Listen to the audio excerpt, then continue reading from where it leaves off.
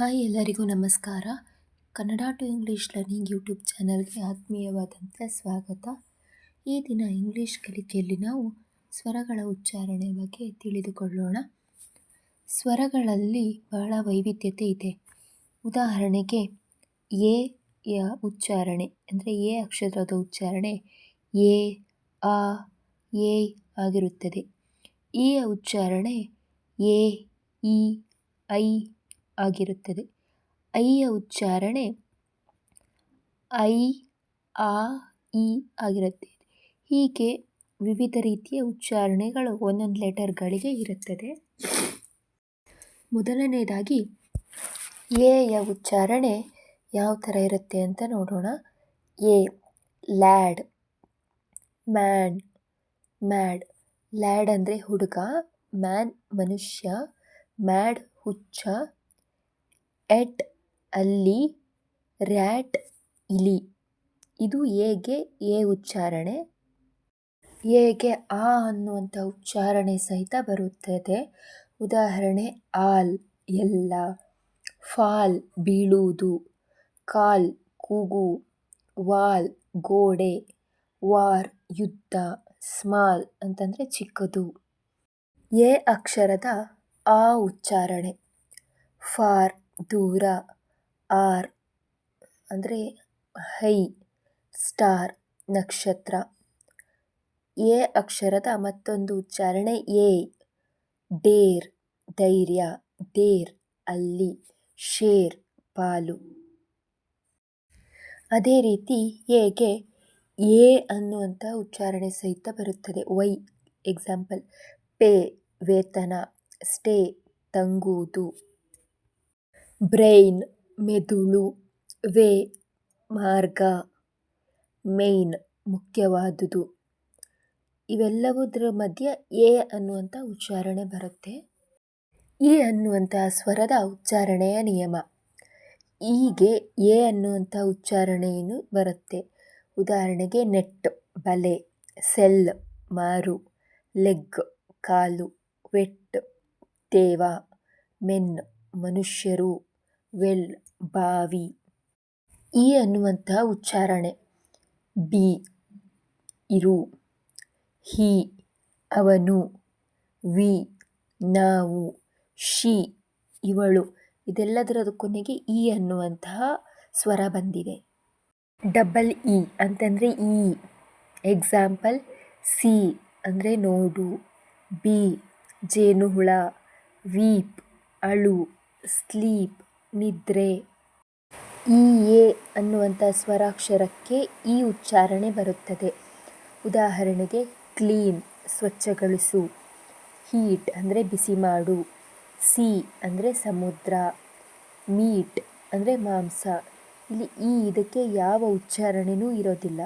ಅದಕ್ಕೆ ಒಂದೊಂದು ಅಕ್ಷರ ಸೇರಿಸಿನೇ ಉಚ್ಚಾರಣೆ ಬರುತ್ತದೆ. ಇಲ್ಲಿ ಮುಂಚಿನ ಸ್ವರ ಎ ಆಗಿದ್ದರೆ ಅದರ ಉಚ್ಚಾರಣೆ ಏನೇ ಆಗಿರುತ್ತೆ. ಹೀಗೆ ಯಾವ ಉಚ್ಚಾರಣೆಯೂ ಇರುವುದಿಲ್ಲ. ಪೂರ್ವವರ್ತಿ ಸ್ವರ ಐ ಆಗಿದ್ದರೆ ಕಡೆಯಲ್ಲಿ ಬರುವ ಈಗೆ ಯಾವುದೇ ಥರನಾದಂಥ ಉಚ್ಚಾರಣೆ ಇರುವುದಿಲ್ಲ. ಪೂರ್ವವರ್ತಿ ಸ್ವರ ಓ ಆಗಿದ್ದರೆ ಕಡೆಯಲ್ಲಿ ಬರುವ ಈಗೆ ಉಚ್ಚಾರಣೆ ಇರುವುದಿಲ್ಲ. ಪೂರ್ವವರ್ತಿ ಸ್ವರ ಯು ಆಗಿದ್ದರೆ ಸಹ ಕಡೆಯಲ್ಲಿ ಬರುವ ಈಗೆ ಉಚ್ಚಾರಣೆ ಇರೋದಿಲ್ಲ. E W you. ಉದಾಹರಣೆಗೆ ಫ್ಯೂ, ನ್ಯೂ, ಡ್ಯೂ. ಫ್ಯೂ ಅಂದರೆ ಸ್ವಲ್ಪ, ನ್ಯೂ ಅಂತಂದರೆ ಹೊಸದು, ಡ್ಯೂ ಅಂತಂದರೆ ಇಬ್ಬನಿ. ಇಲ್ಲಿ ಅಕ್ಷರಗಳ ಉಚ್ಚಾರಣೆಯಲ್ಲಿ ಯು ಅಂತ ಬಂದಿದೆ. ಐ ಅನ್ನುವಂಥ ಸ್ವರದ ಉಚ್ಚಾರಣೆಯ ನಿಯಮವನ್ನು ನೋಡೋಣ. ಐ ಅಂತಂದರೆ ಇ ಅನ್ನೋ ಉಚ್ಚಾರಣೆ ಸಹಿತ ಬರುತ್ತೆ. ಎಕ್ಸಾಂಪಲ್ ಬಿಗ್ ದೊಡ್ಡದು, ಇಂಕ್ ಮಸಿ, ಕಿಲ್ ಸಾಯಿಸು, ವಿತ್ ಜೊತೆಗೆ, ಶಿಪ್ ಹಡಗು. ಎರಡನೇದಾಗಿ ಐ ಅಂದರೆ ಆ ಎನ್ನುವಂಥ ಉಚ್ಚಾರಣೆ ಸಹಿತ ಬರುತ್ತೆ. ಉದಾಹರಣೆ ನೋಡೋದಾದರೆ ಕೈಂಡ್ ದಯಾಳು, ಬಿಹೈ ಹಿಂದೆ, ಮೈಲ್ಡ್ ಸೌಮ್ಯ, ಮೈಲ್ ಮೈಲಿ, ಮೈಕ್ ಮೈಕ್ರೋಫೋನ್. ಇಲ್ಲೆಲ್ಲದರ ಉಚ್ಚಾರಣೆಯಲ್ಲಿ ಐ ಅನ್ನುವಂಥದ್ದು ಕಾಮನ್ ಆಗಿದೆ. ಐಗೆ ಐ ಅನ್ನುವಂಥ ಉಚ್ಚಾರಣೆ ಸಹಿತ ಬರುತ್ತದೆ. ಎಕ್ಸಾಂಪಲ್ ರೈಟ್ ಸರಿ, ಲೈಟ್ ಬೆಳಕು, ಸೈಟ್ ದೃಷ್ಟಿ, ಹೈಟ್ ಎತ್ತರ. ಐ ಅನ್ನುವಂಥ ಸ್ವರಕ್ಕೆ ಆ ಉಚ್ಚಾರಣೆ ಸಹಿತ ಬರುತ್ತದೆ.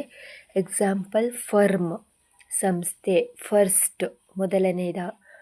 ಇಲ್ಲಿ ಆ ಅನ್ನುವಂಥ ಉಚ್ಚಾರಣೆ ಬಂದಿದೆ. ಹಾಗೆ ಐ ಅನ್ನೋದಕ್ಕೆ ಐ ಅನ್ನುವಂಥ ಉಚ್ಚಾರಣೆ ಸಹಿತ ಬರುತ್ತದೆ.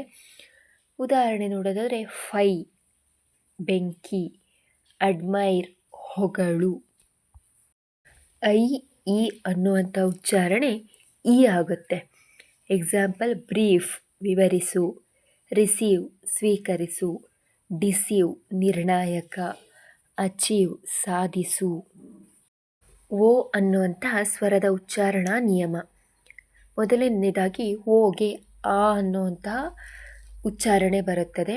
ಎಕ್ಸಾಂಪಲ್ ಆಕ್ಸ್ ಎತ್ತು, ಆನ್ ಮೇಲೆ, ಸ್ಪಾಟ್ ಸ್ಥಳ, ಡ್ರಾಪ್ ಬಿಡು, ಸಾಫ್ಟ್ ನಯ, ಫಾಕ್ಸ್ ನರಿ, ಪಾಟ್ ಗಡಿಗೆ, ಟಾಪ್ ಬುಗುರಿ, ಡಾಟ್ ಬಿಂದು, ನಾಟ್ ಅಲ್ಲ, ಗಾಟ್ ಪಡೆದ. ಇದೆಲ್ಲದರ ಉಚ್ಚಾರಣೆ ನೀವು ಗಮನಿಸೋದಾದರೆ ಓಗೆ ಆ ಅನ್ನುವಂಥ ಉಚ್ಚಾರಣೆ ಬಂದಿದೆ. ಓ ದೀರ್ಘ ಉಚ್ಚಾರಣೆ. ಎಕ್ಸಾಂಪಲ್ಗೆ ಓಪನ್, ಹೋಪ್.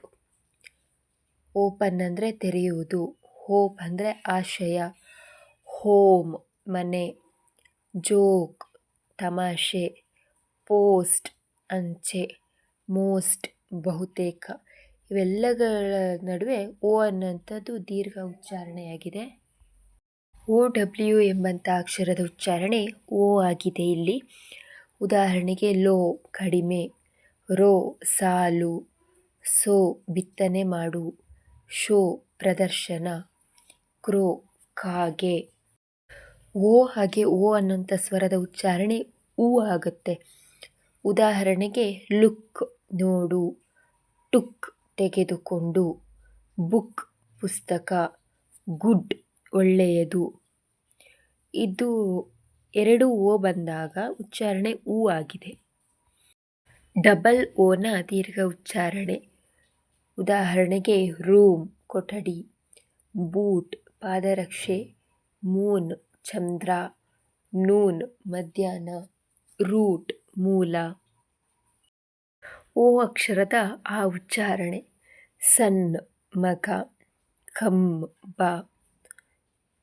ಓ ಡಬ್ಲ್ಯೂ ಅಕ್ಷರದ ಔ ಉಚ್ಚಾರಣೆ. ಉದಾಹರಣೆ ಹೌ ಹೇಗೆ, ಕೌ ಹಸು. ಓ ವೈನ ಐ ಉಚ್ಚಾರಣೆ. ಉದಾಹರಣೆ ಜಾಯ್ ಹರ್ಷ, ಬಾಯ್ ಹುಡುಗ.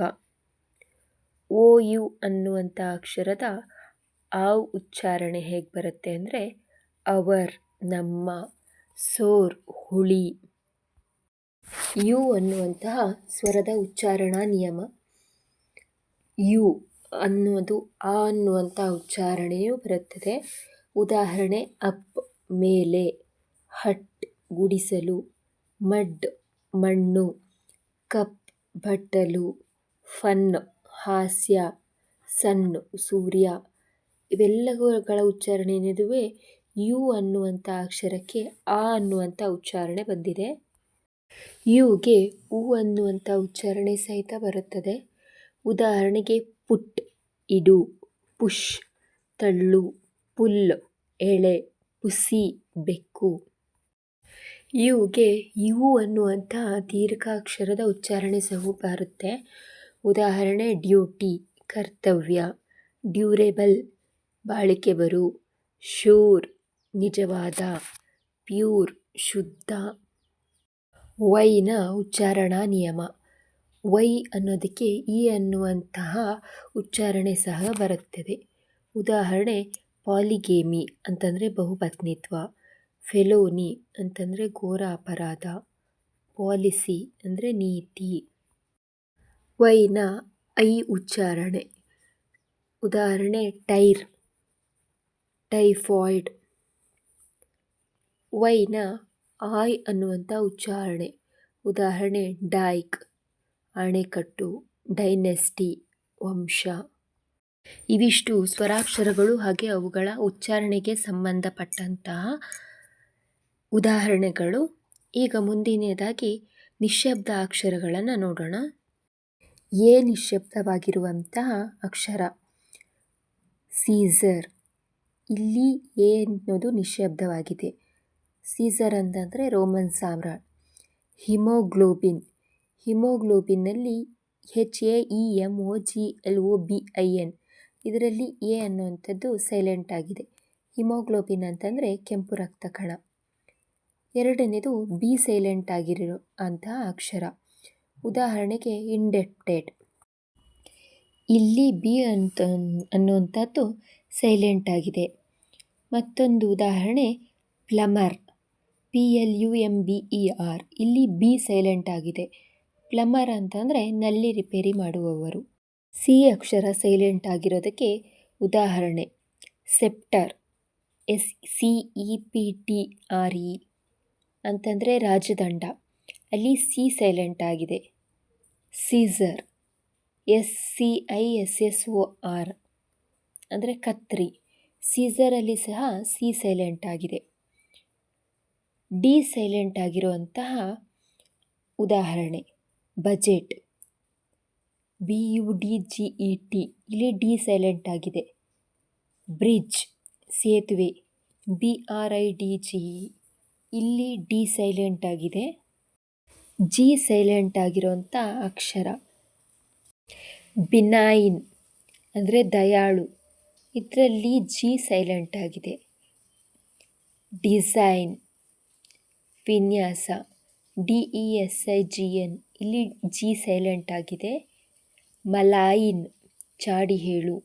ಇಲ್ಲಿ ಸಹ ಜಿ ಸೈಲೆಂಟ್ ಆಗಿದೆ. ಹೆಚ್ ಸೈಲೆಂಟ್ ಆಗಿರುವಂತಹ ಪದಗಳು. ಉದಾಹರಣೆಗೆ ಹಾನರರಿ ಗೌರವಾರ್ಥ. ಅದು ಹಾನರರಿ ಅಲ್ಲ, ಆನರರಿ ಆಗಿರುತ್ತೆ. ಆನರೇನಿಯಂ ಗೌರವ ಸೂಚಕವಾಗಿ ನೀಡುವಂತಹ ಪ್ರತಿಫಲದ ಹಣ. ಕೆ ಸೈಲೆಂಟ್ ಆಗಿರುವಂಥ ಉದಾಹರಣೆ ವಸ್ತುಗಳಿಗೆ ಉದಾಹರಣೆಗೆ ನೈಫ್ ಚಾಕು. ಇಲ್ಲಿ ಕೆ ಸೈಲೆಂಟ್ ಆಗಿದೆ. ನಾಟ್ ತಟ್ಟುವುದು. ಇಲ್ಲಿ ಕೆ ಸೈಲೆಂಟ್ ಆಗಿದೆ. ನಕಲ್ ಗಿಣ್ಣು. ಇಲ್ಲಿಯೂ ಸಹ ಕೆ ಸೈಲೆಂಟ್ ಆಗಿದೆ. ಎಲ್ ಸೈಲೆಂಟ್ ಆಗಿರುವಂತಹ ಉದಾಹರಣೆ ಆರ್ಮ್ಸ್ ದಾನ ಧರ್ಮ. ALMS. ಇಲ್ಲಿ ಎಲ್ ಸೈಲೆಂಟ್ ಆಗಿದೆ. ಬಾಮ್ BALM ಅಂತಂದರೆ ಲೇಪನ ಔಷಧಿ. ಇಲ್ಲಿ ಎಲ್ ಸೈಲೆಂಟ್ ಆಗಿದೆ. ಪಿ ಸೈಲೆಂಟ್ ಆಗಿರುವಂತಹ ಪದಗಳು ಸೈಕ್ ಮಾನಸಿಕ. PSYCHE. ಇಲ್ಲಿ ಪಿ ಸೈಲೆಂಟ್ ಆಗಿದೆ. ಸೈಕಿಯಾಟ್ರಿಸ್ಟ್ ಮನೋರೋಗ ತಜ್ಞ. PSYCHAITRIST. ಇಲ್ಲಿ ಪಿ ಸೈಲೆಂಟ್ ಆಗಿದೆ. ಟಿ ಸೈಲೆಂಟ್ ಆಗಿರುವಂತಹ ಪದಗಳು ಫಾಸನ್ ಕಟ್ಟುವುದು. FASTEN. ಇಲ್ಲಿ ಟಿ ಸೈಲೆಂಟ್ ಆಗಿದೆ. ನೆಸಲ್ ಪ್ರೀತಿಯಿಂದ ಅಂಟಿಸುವುದು. NESTLE. ಇಲ್ಲಿ ಟಿ ಸೈಲೆಂಟ್ ಆಗಿದೆ. ಆರ್ ಸೈಲೆಂಟ್ ಆಗಿರುವಂತಹ ಪದಗಳು ಐಯನ್. ಉದಾಹರಣೆ ಇಸ್ತ್ರಿ ಅಥವಾ ಕಬ್ಬಿಣ. ಇಲ್ಲಿ ಆರ್ ಸೈಲೆಂಟ್ ಆಗಿದೆ. IRON ಅಲ್ಲಿ. ವರ್ಲ್ಡ್ ಅಂದರೆ ಪ್ರಪಂಚ. WORLD. ಇಲ್ಲಿ ಆರ್ ಸೈಲೆಂಟ್ ಆಗಿದೆ. ಡಬ್ಲ್ಯೂ ಸೈಲೆಂಟ್ ಆಗಿರುವಂತಹ ಪದಗಳು ಉದಾಹರಣೆಗೆ ರಾತ್ ಕೋಪ. WRATH. ಇಲ್ಲಿ ಡಬ್ಲ್ಯೂ ಸೈಲೆಂಟ್ ಆಗಿದೆ. ರ್ಯಾಪ್ ಸುತ್ತುವುದು. WRAP. ಇಲ್ಲಿ ಡಬ್ಲ್ಯೂ ಸೈಲೆಂಟ್ ಆಗಿದೆ. ಇವಿಷ್ಟು ಸ್ವರಗಳ ಉಚ್ಚಾರಣೆ ಹಾಗೆ ನಿಶ್ಶಬ್ದ ಪದಗಳ ಬಳಕೆಗೆ ಸಂಬಂಧಪಟ್ಟಂತಹ ಮಾಹಿತಿ. ಇದೇ ತರಹದ ಇನ್ನೂ ಹೆಚ್ಚಿನ ವಿಡಿಯೋಗಳಿಗಾಗಿ ನಮ್ಮ ಚಾನಲನ್ನು ಲೈಕ್ ಮಾಡಿ, ಶೇರ್ ಮಾಡಿ ಹಾಗೂ ಸಬ್ಸ್ಕ್ರೈಬ್ ಮಾಡಿ. ಧನ್ಯವಾದಗಳು.